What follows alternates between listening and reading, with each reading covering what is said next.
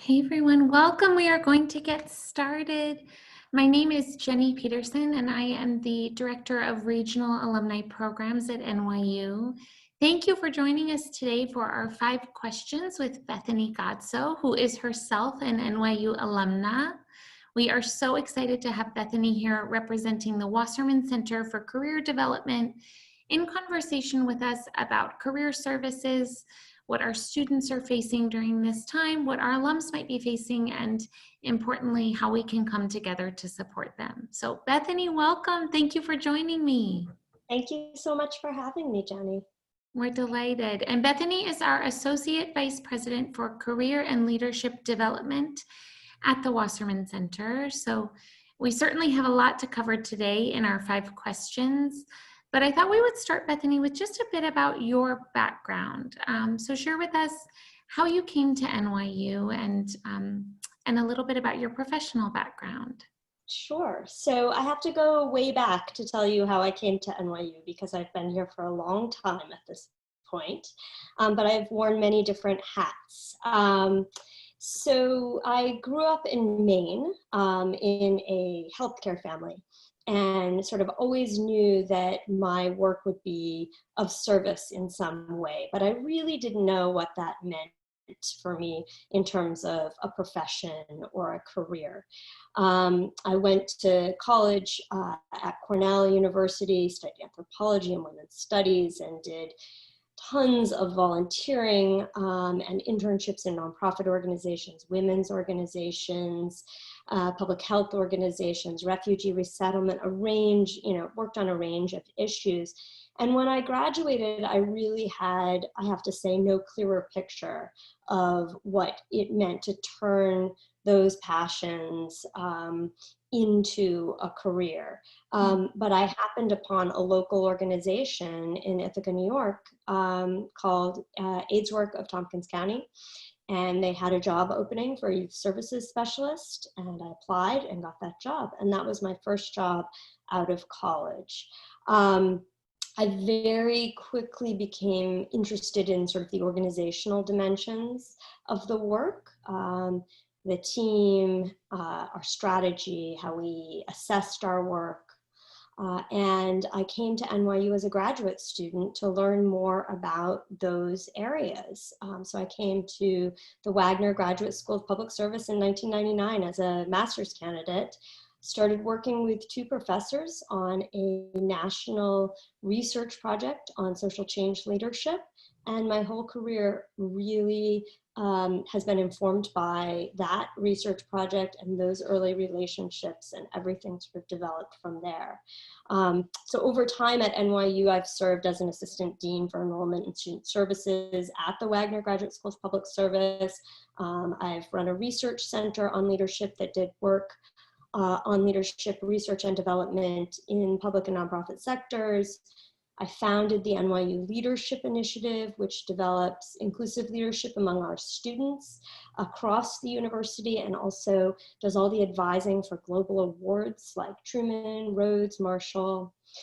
And most recently, I came to the Wasserman Center. So the sort of common thread there is that, I really see my work as being about helping people understand what they care most about and how they want that to guide their work in the world, and then help to equip them to create change. So I've done that in lots of different ways, but currently think about that with our students, and what really, and their leadership development still I work on, but also now their careers. And what really drew me to the Wasserman opportunity was, first of all, a sense that I didn't want any of our students to graduate the way I did from Cornell, sort of without a clue about how to translate my education into a career. And also because I saw that so much of what we were doing in leadership development was beneficial to the career process, really understanding oneself, learning the skills to relate well and collaborate with others, being able to set a vision, being able to articulate a compelling personal narrative that draws people into the work and helps you gain support for what you want to do. And I saw this opportunity to really have an impact on so many more students. And that's what excited me about becoming part of the Wasserman Center. Yeah, well, and I know, the idea of inclusive leadership has never been more important. And in all of our interactions, we've had an opportunity to work together. And your passion for leadership development and career development holistically is so tangible. So we're so grateful that you've brought that skill set over to the center. I wonder, in the time that you've been at Wasserman, so how many years has it been now? And how has the center changed during your tenure? How has it grown and evolved? So I've been there for 2.5 years. Really, our mission has not changed. Our mission is to really empower our students and alumni to succeed at every stage of their careers. So we don't just serve the students, we serve alumni for life. And to offer opportunities for them to develop the skills, the experiences, and connections that they need to thrive in what is a very dynamic and global economy that we're in right now. So that mission endures.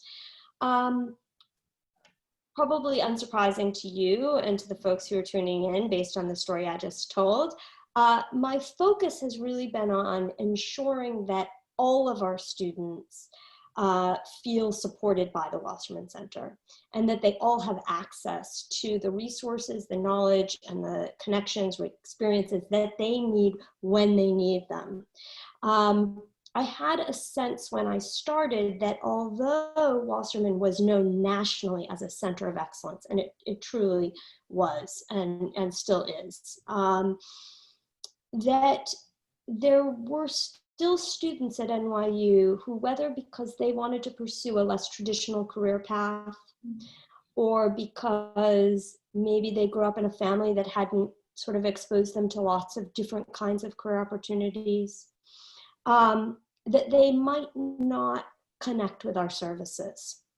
And if they did connect with them, they connected with them at what I consider is too late a stage, in the second half of their junior year, their senior year, when they're ready to graduate. So that's really been my focus, is trying to get students earlier and trying to include all of them in the work.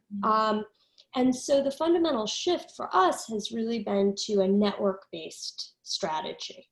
So rather than being a place where we say, we have excellent services, which they always had, I inherited a good place in that regard. Really seeing ourselves as a resource to the university community and beyond, that we are building networks of support and opportunity for our students, rather than being the experts that they come to for help when they need it, right? And so very tangibly, a few things that we've done in that regard. The first is that we replaced our old career management system, CareerNet, with Handshake, which is a newer platform. It is much more user-friendly for both students and employers. And it really fosters a sense of peer-to-peer engagement as well, by allowing students to rate internships and those kinds of things. Then we created the Career Advising Network. So it's a set of faculty and staff across the university who we train and resource to integrate career conversations into the work that they're already doing with students.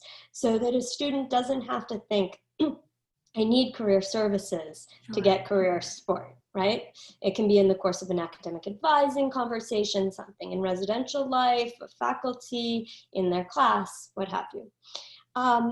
Then, in order to try to demystify the career development process and help students see that we're really here for them from day one, not just when they want to get a job, we created Violet Ready, which is a framework, 3 parts: explore, prepare, and connect, and a set of essential skills that we know employers are looking for and we can teach to our students. Really help students be able to sort of diagnose where they are in that process and then engage with the right resources and services. On the employer side, we in the past year have launched a new global campaign, which you know very well, Jenny, because you've been very helpful to us on this front, called Hire Violet. And that's really seeking to create a campaign that is held by all folks who are focused on career at the university, because of course there are folks in the schools who are also doing career work. And to engage our global campuses and our global alumni groups in really increasing demand for NYU talent in key regions around the world. And then finally, this spring, we launched Violet Network with partnership from Alumni Relations, which is a new online community for professional networking and mentorship, to really make sure that all of our students have access to alumni, and then alumni have access to one another for life, for knowledge, guidance, and connections when they're seeking to advance their careers. Yeah. It's been a busy couple of months, that's for certain. And I think that the thread that runs through all of that, which is so compelling, is meeting students where they're at. So as you said, not waiting for them to walk in the door at the Wasserman Center, but thinking about how we can integrate outreach into their existing student experience, which I know in our time working together, I just have been so impressed with how intentional the Wasserman Center is about sort of wraparound services. And I'm not sure if many people are aware of that. So it's nice to hear you talk about the different areas that you've expanded partnership across campus to create that network. Yeah, I love that you said meet them where they are, because that's exactly how I think about it. And that really comes out of my sort of public health background from way back in the very early days of my career. You know, that's the approach in a lot of public health work, is that you have to meet people where they are, right? And that's sort of developmentally, and it is physically also meeting them where they are. And that's precisely what we're trying to do. You know, I think a lot of students had the impression for a long time that they could only come to the Wasserman Center if they, dressed up in professional attire and had a sense of what kind of job they wanted and had a draft resume in hand. No, they can come to us and we will help them get to that point, right? We're there to help them think about, what the opportunities for them might be, and then craft an action plan for getting there. Yeah, that's an important distinction. And I'm curious, over the past 6 months, maybe more specifically the past 4 months, how has that changed with COVID-19 and of course everything that we have been experiencing as a country, moving to a remote learning environment? Describe for us what the past couple of months have been like for you and your team. Yeah, they have been very busy, also though very meaningful. This work is as critical as ever. And our mission hasn't changed, and our goal of increasing inclusion in our services and resources has not changed. Nor has really our overarching strategy of working through networks and meeting students where they are. It's almost made these things more pressing, right? And so in particular, Hire Violet and Violet Network, could not have come at a more critical time. Two things sort of have changed on a tactical level, I would say. So, first, our delivery model, and second, the content of some of our programming and our work. So as of March 13th, we moved absolutely everything online. We did 2 career fairs online in the spring, 12 to 15 events every week, 200 plus coaching appointments every week, drop-in sessions, employer information sessions, everything remote. And we've been quite pleased with the feedback that we've received. So we were in the midst of doing a study of our coaching services. It just so happened. So we were able to get comparative data, and the satisfaction and the sort of outcomes for the students did not change at all from before COVID and after COVID, which is terrific to see. In fact, for graduate students, our numbers of students that we're reaching, particularly through our programming, have gone up because it is so much easier to access remote programs than it is face-to-face programs. I don't actually think we will ever go back to doing things exactly the way they were before.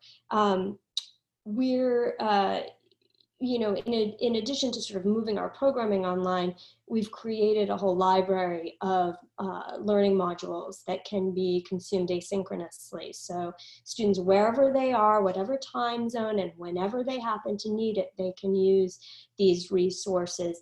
And then they can come to a coaching appointment or come to a synchronous workshop, and it can be far more hands-on, experiential, helping them take the next step rather than us just giving information. In the new academic year, for the fall, all of our employer programming will be remote. Most employers are doing all their recruiting remotely anyway. And so it serves their needs, it serves our needs, and it will serve the students' needs so that those who, are not back on campus have equal access to all the employer events as those who are on campus. Those who are in international locations, equal access. We've just come to agreement also with our colleagues in Abu Dhabi and in Shanghai that we will all open as much of our programming, both career education programming and employer programming, to all students globally. So whether you're an NYU New York student studying in Shanghai, or you're an Abu Dhabi student who's in, at any part of the world, you can access any of these programs and services. So the delivery model did change, and we adapted very quickly. And I think it went pretty well, but this summer we're spending time as a team doing professional development and really learning best practices so that it can be as strong as possible in the fall. But the second thing I mentioned was that the content has changed somewhat as well. So, given the situation with COVID and the economic ramifications, we're certainly focusing more on sort of the job search in an economic downturn. And so we've added programs like Your Career in COVID-19, a webinar series, so successful, we're now repeating it. We've created new online guides, job search for strategy for seniors and for graduate students, as well as a guide to how you can continue building your Violet Ready skills, even if you don't have a full-time internship this summer. What are alternative kinds of experiences you can gain, etc. And we've adapted our blog. So, we have, we're constantly updating it with new insights from employers who we're in touch with pretty much daily. And we have a weekly running list of employers who are hiring right now. So students can easily access that information. Given the state of the world, both around COVID, the economy, and all the work on anti-racism that we're doing, and sort of other issues related to inequity, we've outlined 4 priority areas for the coming year under the broad strategy of this network approach. The first is to really focus on inclusion in our work, both in terms of enhancing and expanding the programs we already have that are for underrepresented populations, but also trying to ensure that all of our resources are inclusive. Second is career and civic preparedness through experiential learning. So in this environment, we have to really look at creative ways for students to gain experiences. So we're expanding and diversifying experiential learning. Third is employer engagement and connections. That is a constant, that is always a priority area for us. But in this environment, we're really trying to work through the alumni network to enhance and expand employer connections, and trying to do even more. This is something we'd started before, but to leverage our employer contacts to deliver career education to our students, so that students have opportunities to connect with employers, not just when employers are offering opportunities and recruiting for them, but also as they're sort of finding their way and defining their path. So to get them more exposure to the employers and their perspectives, and to build those relationships. And then finally, global employer and alumni development, which I spoke to a little bit before, but just really continuing to forge ahead to ensure that, our students, both our US students who, come to NYU, take advantage of the global programs we have and get really excited about establishing a global career, are able to do that. And our international students who, want to go wherever they want to go, whether it's back to their home country or to a third country, not the US and not their home country, right? That there are opportunities for them all around the world. It's really helpful. And I echo your sentiment about the silver lining of this situation. I mean, so much of what we've experienced during COVID has been heartbreaking and tragic. I think as we have looked for silver linings at the Alumni Association, one that we have found is that there is an opportunity for people to dial into programs that perhaps they were not able to participate in before. So we're seeing alumni from Berlin dial into a program hosted by the club in Singapore, which has just been such a treat for us. And I think that is such a unique trait of NYU, is that the regional team, we work with 67 alumni clubs across the globe. And so as our students graduate, there really is this very connected network worldwide to support them. And because of the quick migration to some of the technology that we're using, we're able to think about how to fold them in, which is really exciting. For this program today, similarly, I know that we have some parents who are joining us, which is wonderful. As we've been thinking about some of these online programs, our hope was, if we're going to have some of the best and brightest from NYU sharing their expertise with us, why not give parents the opportunity to hear from those who are really impacting the lives of their students?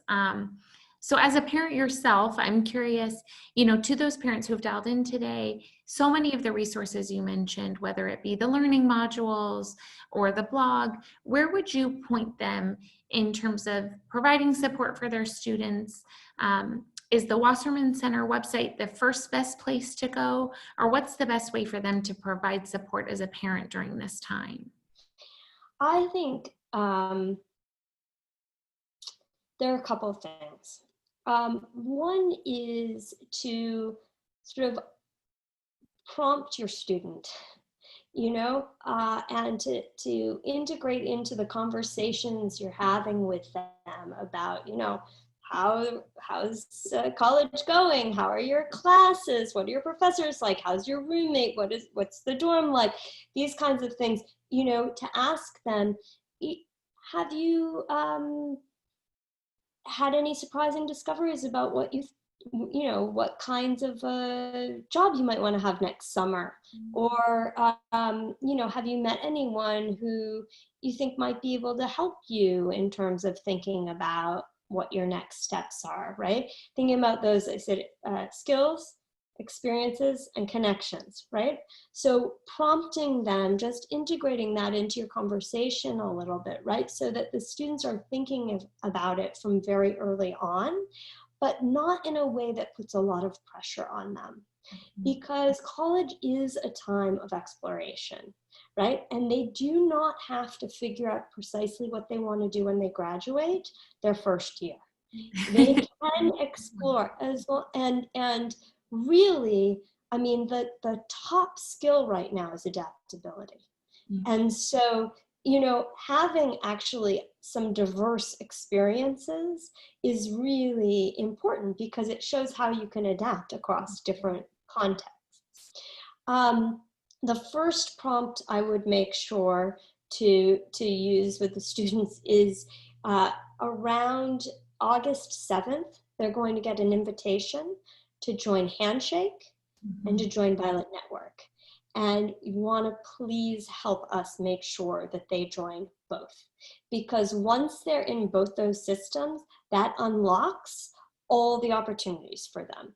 In Handshake, they can look for a campus job, they can look for a part-time job, they can look for internships for next summer, ultimately for full-time jobs. They can sign up for coaching appointments, they can sign up for employer events, they can sign up for career education events, for networking events, etc. They can access our online resume review tool, our big interview, which is the a tool that allows them to record themselves practicing interviews, like all guides to international job searching, everything. It's all in Handshake. So they have to sign up for Handshake straight away. Then the second piece is Violet Network. And if they get into Violet Network right away, you know, then asking them whether they've seen any interesting profiles, have they reached out to any of the alumni, right? Sort of encouraging them to start that process of networking a little bit. The other thing that I would say is just in this environment, and this isn't just for the parents, for the alumni as well, who there may be alumni tuning in who are, you know, job searching right now. You know, it's important to remember that our students are some of the most competitive in the country in terms of job placements. Our outcomes, you know, in the mid 90% every year, year after year, is leads the country. And so these students aren't in a unique position compared to their peers. Everyone is challenged right now, of course, in finding a job, but our students remain uniquely well positioned. What they need to do is not stop searching. So, you know, right now it requires patience and persistence, as well as a little flexibility. To think expansively about the ways in which one's skills and experiences might translate to different industries or different kinds of roles. You know, it's important to check on our blog and see what are the industries that are hiring right now, right? And to job search in those areas, even if that wasn't your top choice. But to think about it as a springboard job. You know, how is that going to help you build what you need to get to where you really want to be and make that transition once the economy is in a better place? So, you know, patience, persistence, flexibility, not giving up, and focusing on those three things that I talked about at the very outset, continuing to build skills, continuing to gain experiences, and constantly and consistently building your relationships and your connections. Now is a great time to ask people if they want to do informational interviews. Folks are at home. I've done some with, you know, for people. I think folks are quite receptive to it right now. And, you know, you really can't be asking for a job in this particular moment, right? Anyway, which is not what you're supposed to be doing during an informational interview. You're supposed to be learning about how the person got to where they are and, you know, what you can do to pursue a similar path. So I would just really encourage the parents to, you know, support their students in focusing on those three areas, and being quite open-minded, giving them some space to explore, and reminding them that we're here for them when they want to come in and get some help. I think all of that is such helpful advice, and hopefully gives our parents a little bit of peace of mind about the resources available and where they can focus their energy. I also think folks would be really happy to know that we on the alumni relations side hear from our alums that they want to provide that support. So our alumni are worried about the student experience, and for those graduating into this economy, asking how they can get involved and provide support. So there is very much an energy on behalf of our 500,000 plus alumni to come together and make this a good experience, particularly for the class of 2020, but of course for all of our graduates. I think the Violet Network, which you've touched on a few times, is probably the single best place for our alumni to start in terms of setting up a profile. But I wonder, as it relates to Hire Violet, if you could speak specifically to the alumni community. As you said, we know some of our alums themselves are job searching.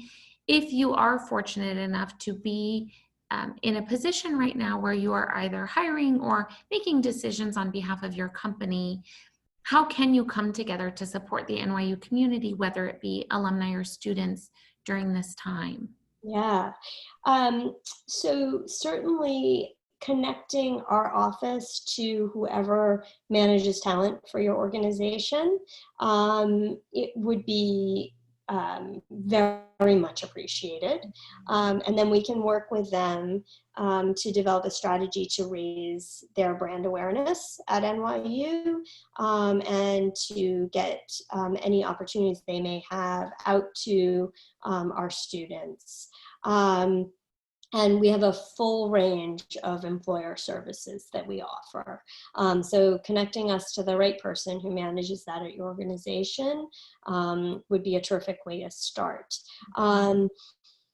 If you are that person, or if you're not in the kind of organization that has one of those folks, but you hire as a manager, or you own your own business, for example, we can post full-time opportunities, certainly internships, part-time opportunities, but also project-based work for our students that is, paid, unless it's for a nonprofit organization, in which case, it can be a volunteer effort, but which, may in this moment be more affordable and reasonable for both the organization, while still, really offering a student an excellent opportunity to gain skills, to gain experience, to build relationships within your organization. So if folks want to email me, feel free. You can also write to recruitment@nyu.edu, and our employer relations team will follow up with you. Okay, that's very helpful, and we'll put together for everybody who was able to participate today just a short rundown of links and resources so that we know that we can point them in the right direction. I do realize we have a few questions that have come in, so I want to make sure that we take a moment to answer those. The first one is about alumni, so I think I can speak to this. What kinds of events is NYU planning or has planned for alumni to network virtually? Each year we do about 700 programs for our alumni community.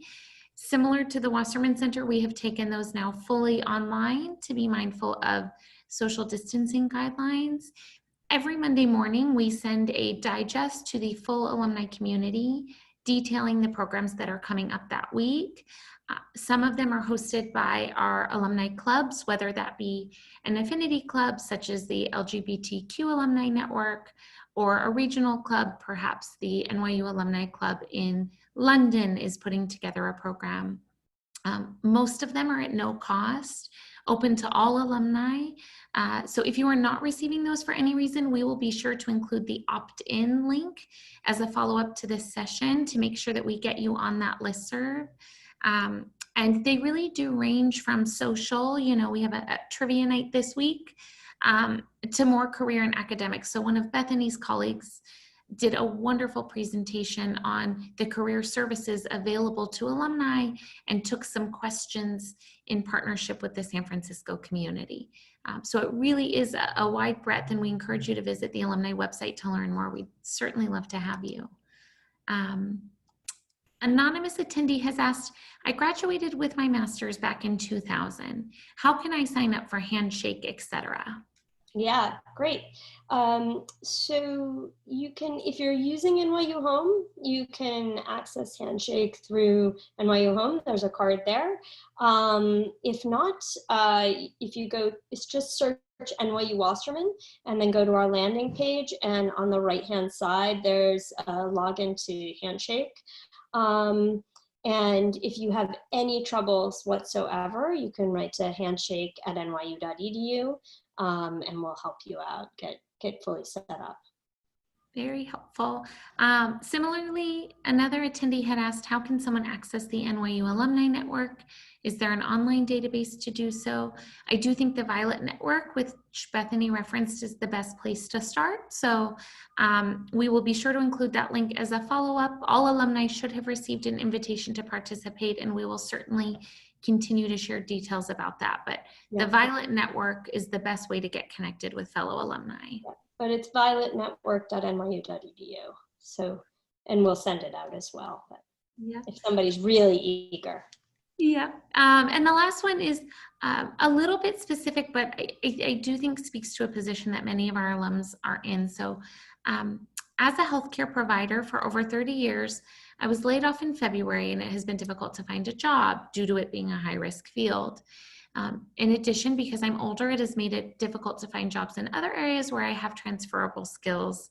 Lastly, due to my extensive experience, I tend to be overqualified. Would you recommend speaking with a counselor directly, or which resources would be more helpful in this type of a situation? Yeah, I would say definitely to schedule a coaching appointment with Carrie Pannoni, who's our Alumni Career Services Manager, because it sounds like you have very specific context, and I wouldn't want to give sort of broad guidance. I think, speaking with Carrie, and she'll help you develop an action plan. The one thing I would say right now is that the networking and informational interviewing will be critical to whatever that strategy becomes. So, even as you're preparing for a coaching appointment, I would get started with that. And, if there are particular areas you're interested in transitioning into, or kinds of jobs where you've gotten the feedback that you are overqualified, speaking with those folks about how you could present yourself in a way that sort of really demonstrates the reasons why you want to make that transition.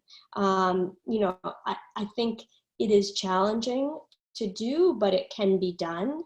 It requires really making a very sort of clear case for why this is something that makes sense for you right now. So again, it's Carrie Pannoni. If you are in Handshake, you can make an appointment with her through there. If you're not in Handshake, you can send her an email, and she'll help you get set up in Handshake and then get an appointment to you. If all else fails, shoot me a message and I'll get connected. Yeah, I think those career services available to alumni, those individual coaching appointments are a wonderful benefit. So certainly encourage folks who have dialed in to take advantage of that. 2 more questions and then we will close for this afternoon. So nice to see everybody engaging with us. The first question relates, I think, to what we were just speaking about. Can you clarify what services are available to Stern School alumni? Do we need to go through Stern to set up something such as a coaching appointment or a resume review? Are you a Stern MBA alum or a Stern undergraduate alum? I'm wondering. Maybe that person can chat in. Yeah, we'll see if they can chat in. MBA. It will make a difference. Pardon? MBA. MBA, yes. So yes, you would be reaching out to their office, not to the Wasserman Center, because there are just 2 places at the university where they have their own services services, and we don't actually serve their students and alumni, and that's the law school and the Stern MBA.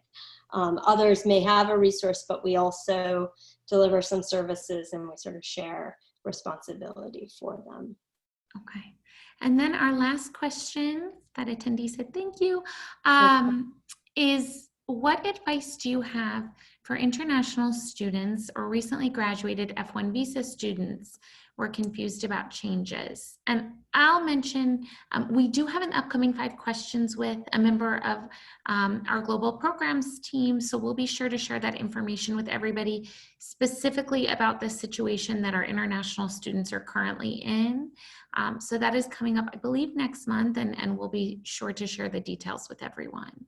That's good. Yeah, it really, I defer to the experts at the Office of Global Services because that situation is changing so rapidly, and I wouldn't want to give inappropriate guidance about that. But we are here for your job search needs. So once you clarify, or even before you clarify with them about any ramifications for your OPT, please feel free to sign up for a coaching appointment. And if you've graduated within the last year, we consider you a student for the full first year as an alum, meaning even though we serve alumni for life and we have special services for them, we provide you with all the services that you would have gotten as a student, even through your first year as an alum. Very helpful. Okay, well, we will be sure to follow up with those resources. Bethany, I know you're very busy, so we'll let you get back to serving our students, but thank you for taking some time this afternoon. It was really wonderful to speak with you. Thank you so much, Jenny, for the opportunity. I really appreciate it. Of course, and we hope that everyone continues to stay safe and healthy, take good care of yourselves and your families, and we will see you all very soon.